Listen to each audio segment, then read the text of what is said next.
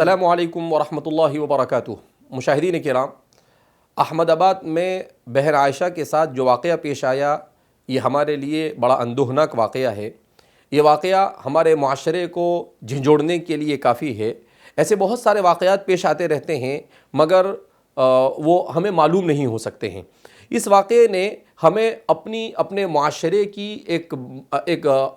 بھیانک تصویر ہمارے سامنے لا کر رکھ دی ہے۔ اب سوال یہ پیدا ہوتا ہے کہ یہ واقعہ ہے کیا؟ تو اس سلسلے میں ہمارے مشاہدین کا کہنا تھا کہ لوگ اس طرح کی گفتگویں کر رہے ہیں، اسلام اس کے بارے میں کیا کہتا ہے اسے بیان کرنا چاہیے۔ تو سب سے پہلے ہمیں اس واقعے میں یہ دیکھنا ہوگا کہ اس کا ریزن کیا ہے،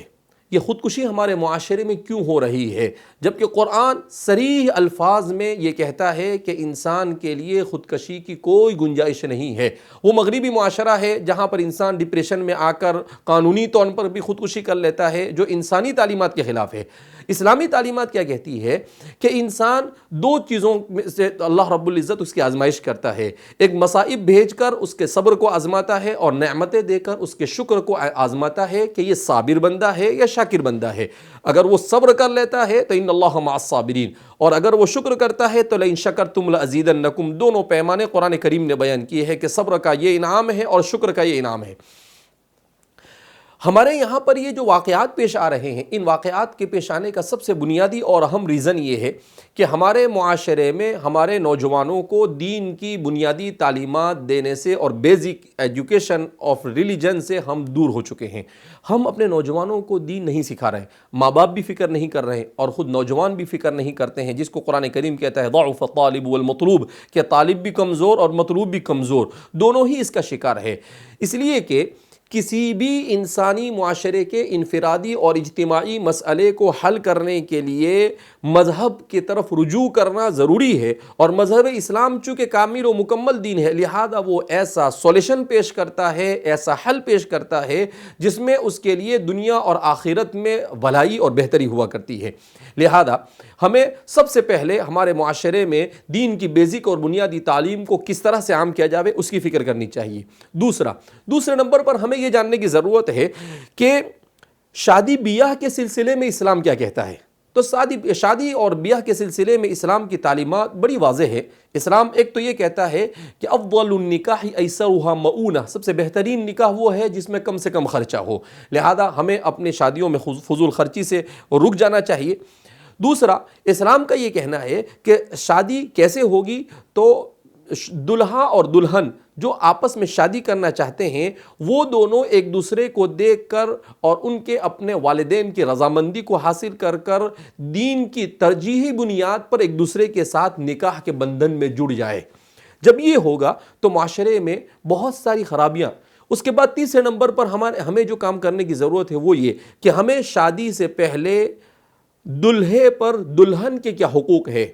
اور دلہن پر دلہے کے کیا حقوق ہے، سسرال والوں پر دلہن کے کیا حقوق ہے، ان تمام احکامات کو جاننا چاہیے۔ اس کو جاننے کے لیے آپ کو 2 مہینے 4 مہینے کی ضرورت نہیں ہے، اسلام بڑے اختصار کے ساتھ آپ کو یہ ساری چیزیں بتلا دیتا ہے۔ لہذا ہمیں اپنے معاشرے میں ایک نیا کانسیپٹ کھڑا کرنا چاہیے کہ ہم جب بھی شادی ہونے والی ہے تو اس سال جتنے لوگوں کی شادی ہونے والی ہے اتنے لوگوں کو علاقے میں کہیں پر کوئی ایسا پروگرام بنایا جاوے کہ عورتوں کو ان کے حقوق سے آگاہ کیا جاوے اور مردوں کو ان کے اوپر جو حقوق ہیں ان سے آگاہ کیا جاوے۔ قرآن کہتا ہے کہ وَلَهُنَّ مِثْلُ الَّذِي عَلَيْهِنَّ بِالْمَعْرُوفِ، کہ جیسے عورتوں پر حقوق ہے ایسے ہی مردوں پر بھی عورتوں کے ویسے ہی حقوق ہے۔ لہذا ہمیں ان چیزوں، اگر ہم اسلام کی ان تعلیمات سے واقف ہو جاتے ہیں تو میں سمجھتا ہوں کہ ہمارے معاشرے میں یہ ساری کی ساری خرابیاں ختم ہو جائے گی۔ ہمارے معاشرے میں یہ جو خودکشی کا رجحان بڑھ رہا ہے وہ بھی ختم ہوگا،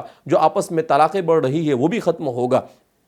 اچھا، ایک چیز یہاں پر یہ بیان کرنا ہے کہ یہ ہوتا ہے کہ اگر اسلام کی تعلیمات کو اگر ہم اختیار کرتے ہیں تو اللہ کی ذات سے امید ہے کہ انشاءاللہ آپس میں اللہ رب العزت مودت اور محبت کی فضا قائم کرے گا، اور نکاح کے اور طلاق کے واقعات کم ہو جائیں گے۔ خدا نہ خواستہ پھر بھی اگر کبھی ایسی صورتحال ہو کہ شوہر کو اپنی بیوی کے ساتھ رہنا پسند نہیں آ رہا ہو، اور یا پھر عورت کو اپنے شوہر کے ساتھ رہنے میں کوئی پریشانی ایسی لاحق ہو کہ وہ ڈپریشن میں جا سکتی ہے، تو اس صورت میں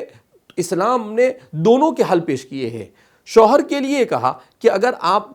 ہو سکتا ہے تو نبھا لو اس کو، اگر نہیں نبھا سکتے ہو اور کوئی ایسا شرعی عذر ہے کہ جس میں آپ کے لیے نبھانا ناممکن ہے، تو پھر اس سلسلے میں اسلام نے پوری تعلیمات بیان کی ہے جو کسی موقع پر ہم آپ کے سامنے بیان کریں گے کہ اگر نہیں نبھتا ہے اب اپنی بیوی کے ساتھ اور وہ کوئی ایسی غلطی کر رہی ہے کہ جس کی وجہ سے آپ پہلے اس کے ساتھ کچھ دنوں کے لیے بات بند کریں، پھر اس کے بعد اس کے ساتھ تعلقات کو اور مزید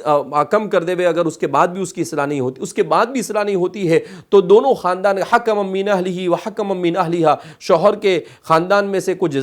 ایسے ذہین اور فطین اور ہوشیار اور جاندار لوگ ہو جو، اور عورت کے خاندان، اور دونوں بیٹھ کر دونوں کی باتوں کو سننے کے بعد اس کا کیا حل ہو سکتا ہے وہ پیش کرے، اور پھر اس کے بعد بھی حل نہ ہو تب اس کے بعد چوتھے اسٹیپ پر جا کر وہ طلاق دے سکتا ہے۔ مگر طلاق کے بارے میں قرآن احادیث مبارکہ میں حضور نے فرمایا کہ ابغض المباحات الطلاق، کہ جن چیزوں کو اللہ نے انسان کے لیے ضرورت کے موقع پر مباح قرار دیا ہے ان میں سب سے بدترین اگر کوئی چیز ہو سکتی ہے تو وہ طلاق، اور بہت اخیر کا اسٹیپ ہے، لیکن ہم غصے میں آتے ہیں اور فوراً سیدھا طلاق کے اوپر چلے جاتے ہیں۔ اچھا طلاق بھی دے تو اس کا بھی شرعی طریقہ ہے، ایسا نہیں کہ آپ نے اٹھا کر آپ کی مرضی کے خلاف کچھ ہوا 3 طلاقیں دے دی، نہیں، آپ پہلے اس کو 1 طلاق دے، اس کے بعد اگر آپ کو پشیمانی ہوئی، اس کو پشیمانی ہوئی، وہ آپ کے نکاح میں آ جائے گی، کوئی مسئلہ ہی نہیں ہے، لیکن ہم سیدھا اٹھا کر اتنی ساری طلاقیں ایک ساتھ دے دیتے ہیں اور بعد میں پریشانی کا شکار ہو جائے۔ اچھا دوسرا کہ اگر عورت اپنے شوہر سے اپنے حقوق کو نہیں پا رہی ہے اور وہ یہ دیکھ رہی ہے کہ یہ شوہر کے ساتھ رہنا میرے لیے بہت مشکل ہو چکا ہے اور اب میں اس کے ساتھ نہیں رہ سکتی ہوں، تو وہ اپنے گھر میں کہے اور اس کے گھر والے اس کا صحیح سولوشن۔ ہمارے یہاں پر بھی ایسا ہوتا ہے کہ بعض مرتبہ بچی کے اوپر پریشر ڈالا جاتا ہے، جو بھی کچھ ہو تجھے تو اس کے ساتھ زندگی نبھانی پڑے گی، تو اس کے اپنے گھر پر نہیں آ سکتی ہے، تجھے جو کرنا ہو کر لے، غلط طریقہ ہے۔ جب وہ دیکھ رہی ہے کہ اس کے ساتھ نہیں نبھ سکتا ہے تو اسلام نے اس کا بھی حل بیان کیا ہے کہ وہ اپنے شوہر سے خلا لے لے۔ لہذا اس بنا پر اسلام کے ان تمام کے تمام جو سولوشن ہے، اگر ان کو ہم سمجھ کر صحیح معنی میں اپنے معاشرے میں اس کو منطبق کریں گے، اس کو اپلائی کریں گے، تو میں سمجھتا ہوں کہ ہمارے معاشرے سے یہ خرابیاں ختم ہو جائے گی۔ آخر میں ایک مسئلہ یہ رہ جاتا ہے کہ ہماری بہن عائشہ کے سلسلے میں طرح طرح کی باتیں کہی جا رہی ہے، تو اس سلسلے میں یہ بات تو ہے کہ اس نے جو اقدام اٹھایا وہ شرعی اعتبار سے مستحسن نہیں ہے، البتہ اس کے بارے میں مزید آگے بڑھ کر یہ کہنا کہ وہ یہاں ہے وہ وہاں ہے، میں سمجھتا ہوں ہمیں اس سے باز رہنا چاہیے، اس لیے کہ جنت اور جہنم میں